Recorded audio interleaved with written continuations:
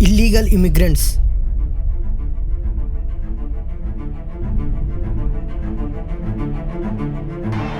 We're going to stop the invasion of our borders. We're going to reclaim our wealth. We're going to unlock the liquid gold that's right under our feet. Liquid gold. USA की report के हिसाब से 7,25,000 illegal immigrants USA में रह रहे हैं। Trump जैसा ही president बने उसने तुरंत 7,25,000 लोगों में से 18,000 इंडियंस को राउंड अप करके उनमें से 205 लोगों को फरवरी 5 को एक मिलिट्री एयरक्राफ्ट में जिसका नाम है C-17 ग्लोब मास्टर, इस एयरक्राफ्ट में सभी इमिग्रेंट्स को टेक्सास से पंजाब के अमृतसर एयरपोर्ट पर भिजा दिया।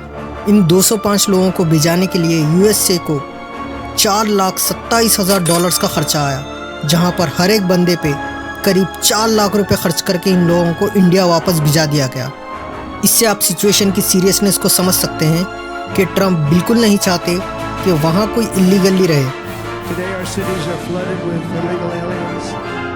ट्रंप का कहना है कि अभी तो बस ये शुरुआत है, इसके बाद 18,000 लोगों को जिसको राउंड अप किया है, उसके बाद 7,25,000 लोगों को धीरे धीरे करके अपने देश भिजा देंगे। रिसेंट इंटरव्यू में एक्सटर्नल अफेयर्स मिनिस्टर जयशंकर जी ने यूएस में ये कहा,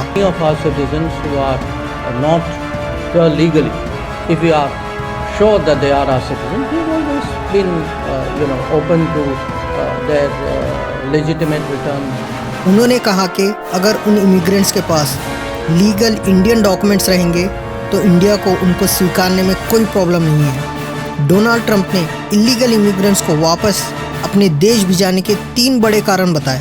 Today our cities are flooded with illegal aliens. Americans are being squeezed out of the labor force and their jobs are taken. By the way, you know who's taking the jobs that are created? 107% of those jobs are taken by illegal aliens. जिनमें पहला है labour jobs.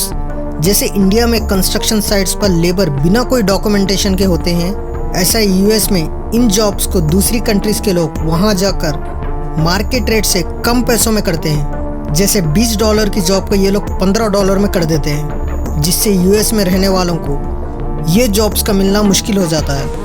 ये jobs Indians ही नहीं बल्कि Mexico, Ecuador, Guatemala जैसी countries के भी लोग करते हैं। दूसरा पॉइंट, अमेरिकन इकोनॉमी ये लोग डिस्ट्रॉय कर रहे हैं। मतलब जैसे सोशल वेलफेयर प्रोग्राम्स जैसे फ्री एजुकेशन, पब्लिक हेल्थ का फ़ायदा ये लोग भी उठा रहे हैं। तीसरा, हाई क्राइम रेट और ड्रग रिलेटेड प्रॉब्लम्स। इलीगली आकर जॉब्स ना मिलने पर कुछ लोग क्राइम और ड्रग सप्लाई करने में लग जाते हैं। यूएस के नेटिव पीपल भी सफ़र हो रहे हैं और क्राइम रेट बढ़ रहा है। ट्रंप के हिसाब से इंडियंस जो पढ़ाई के लिए गए हैं, पढ़ाई कंप्लीट होके वीज़ा एक्सपायर होने के बाद भी ये लोग वहीं छोटी कंपनीज में विदाउट डॉक्यूमेंट्स काम करते रहते हैं। ऐसे लोगों को भी आइडेंटिफाई करके इंडिया भिजाया जाएगा।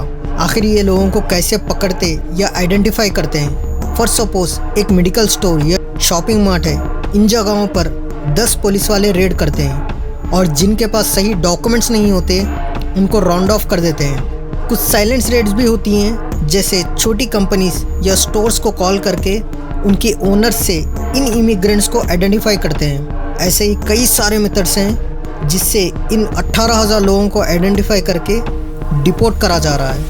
अब इन लोगों को इंडिया कैसे रिसीव करेगा वो देखना बाकी है।